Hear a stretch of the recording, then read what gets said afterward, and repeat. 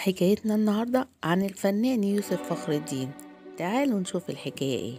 هو الأخ الأصغر للنجمة مريم فخر الدين التي كانت سببا في عشقه لمجال التمثيل، والمرة الأولى اللي وقف فيها أمام الكاميرات كان عن طريق أفلام قامت أخته ببطولتها من إخراج زوجها محمود ذوالفقار، رحلة غرامية سنة 1957 أمام شكري سرحان وأحمد مظهر وسميرة أحمد، وفيلم أنا وقلبي أمام عماد حمدي وصلاح نظمي. وبالرغم من تمتعه بكاريزما بسبب وسامته إلا أنه لم يحصل على البطولة المطلقة في السينما، ولكن تمتع بشهرة وجماهيرية كبيرة، وأصبح اسم الفنان يوسف فخر الدين الذي اتولد سنة 1935 في القاهرة لأب مصري وأم مجرية مسيحية، وعشان هو الابن الأصغر فكان متدلع عن مريم أخته، فكانت في غيرة وكراهية وهم صغيرين، ولكن سرعان ما تغيرت المشاعر إلى حب وصداقة، وترشيحه لأول أعمال فنية في فيلم من إخراج زوجها محمود ذوالفقار ليجذب بعدها الشاب الوسيم أنظار المخرجين والمنتجين، ويصبح من أهم نجوم الخمسينيات والستينيات. رغم أن الخجل هو الصفة الغالبة على شخصيته في الواقع، إلا أنه أبدع في أدوار الفتى الجاني الشقي. استطاع يوسف فخر الدين من خلال مشاركته في 100 فيلم على مدار المشوار الفني أن يصبح فتى أحلام جيله.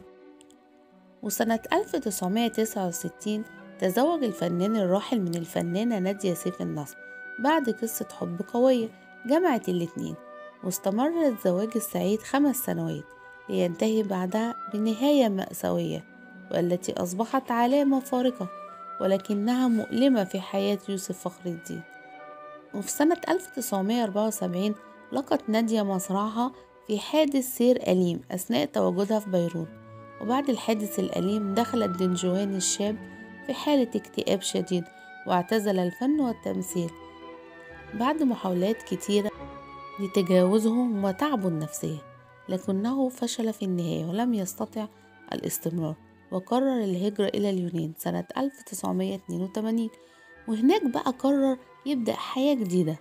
وفي سن 47 عمل كموظف استقبال في أحد الفنادق، ثم اتجه إلى العمل في تجارة الإكسسوارات، ونشأت قصة حب بينه وبين صاحبة العمل ليصبح بعدها رجل أعمال، ولم يفكر مطلقا في العودة إلى مصر.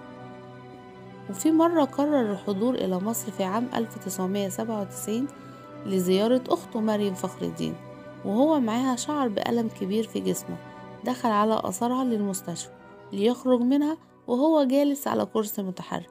فضل يوسف فخر الدين على الكرسي المتحرك حتى وفاته سنة 2002، ودفن في اليونان في مقابر مسيحية لعدم وجود مقابر إسلامية هناك.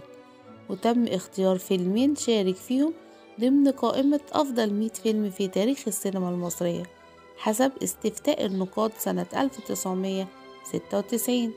فيلم إحنا التلامذة إنتاج 1959 عن قصة الأديب نجيب محفوظ وإخراج عاطف سالم، وفيلم بين الأطلال عام 1959 عن قصة الأديب يوسف السباعي إخراج عز الدين ذو الفقار.